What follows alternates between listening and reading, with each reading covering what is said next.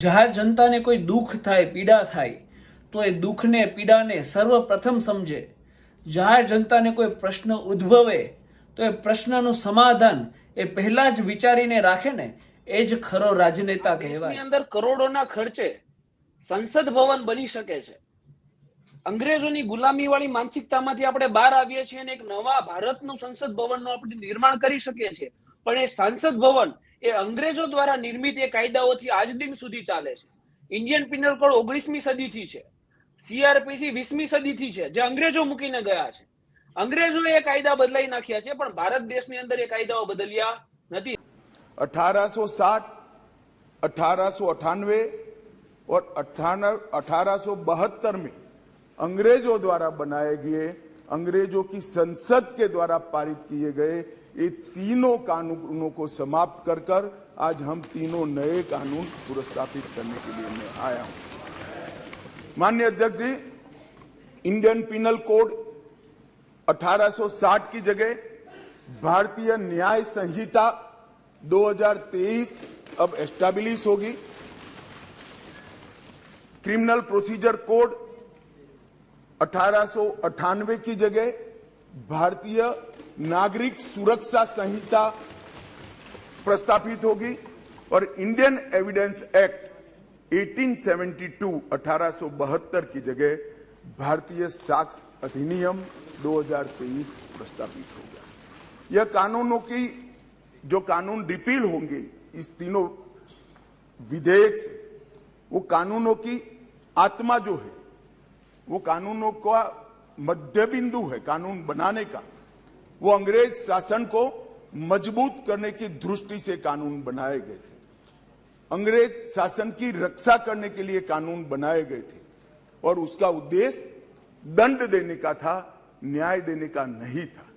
ये दोनों मूलभूत चीजों पर हम परिवर्तन करने जा रहे हैं। ये तीनों कानूनों को रिप्लेस कर कर इनकी जगह जो 3 नए कानून बनेंगे उनकी आत्मा होगी भारत के नागरिकों को संविधान प्रदत्त सारे अधिकार जो मिले हैं इसकी सुरक्षा। ये कानूनों का उद्देश्य किसी को दंड देना नहीं होगा, इन कानूनों का उद्देश्य सबको न्याय देना होगा। और न्याय देने की प्रक्रिया में, ये न्याय देने की प्रक्रिया में दंड वही होगा जहां अपराध रोकने का बोध खड़ा करने की जरूरत है, अपराध रोकने के लिए एक प्रकार की भावना खड़ी करने की जरूरत है, वही होगा। और मैं ये तीनों कानूनों को आगे मैं बताता हूं, बड़े ध्यान से इस प्रक्रिया में मैं इन्वॉल्व रहा हूं। अध्यक्ष जी, मैं सदन को आश्वस्त कर सकता हूं कि 1860 से लेकर 2023 पर 23 तक अंग्रेजों ने बनाए, अंग्रेज पार्लियामेंट ने बनाए हुए कानून के आधार पर इस देश की क्रिमिनल जस्टिस सिस्टम चलती रही। इसकी जगह भारतीय आत्मा के साथ ये 3 कानून अब प्रस्तावित होंगे और हमारी क्रिमिनल जस्टिस सिस्टम के अंदर बहुत बड़ा परिवर्तन आएगा।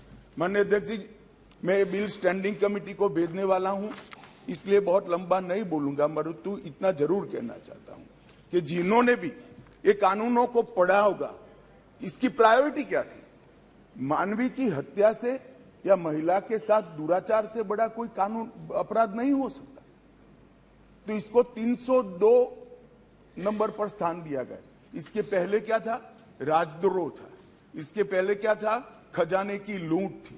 इसके पहले क्या था? शासन के अधिकारी पर हमला था। ये जो अप्रोच है, ये अप्रोच को हम बदल रहे हैं। सबसे पहला चैप्टर इसमें आएगा महिलाओं और बालकों के साथ अपराध। दूसरा चैप्टर आएगा मानव वध और मानव शरीर के साथ जो अपराध होते हैं उसका आएगा। तो हमने शासन की जगह नागरिक को केंद्र में लाने का एक बहुत बड़ा सैद्धांतिक निर्णय कर हम ये कानून लेकर आए हैं। मान्यवर, इस कानून को बनाने के लिए बहुत लंबी प्रक्रिया हमने की है।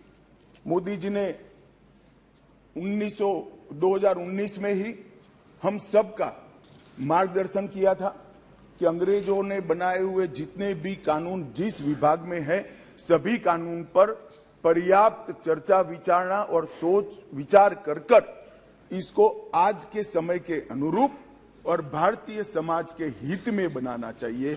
वहीं से ये प्रक्रिया माननीय अध्यक्ष जी चालू हुई। એટલે જ અંગ્રેજો દ્વારા નિર્મિત સીઆરપીસી આઈપીસી એવિડન્સ એક્ટ જે નાગરિકો ઉપર રાજ કરવા માટે શાસન કરવા માટે બનાવવામાં આવેલા હતા એ દૂર કરી અને ભારતમાં જ નિર્મિત દંડ સંહિતાના કાયદાઓ બનાવવા માટે માનનીય વડાપ્રધાન શ્રી નરેન્દ્ર મોદી અને ગૃહમંત્રી શ્રી અમિતભાઈ શાહનો ખૂબ ખૂબ હૃદયપૂર્વક આભાર. ધન્યવાદ.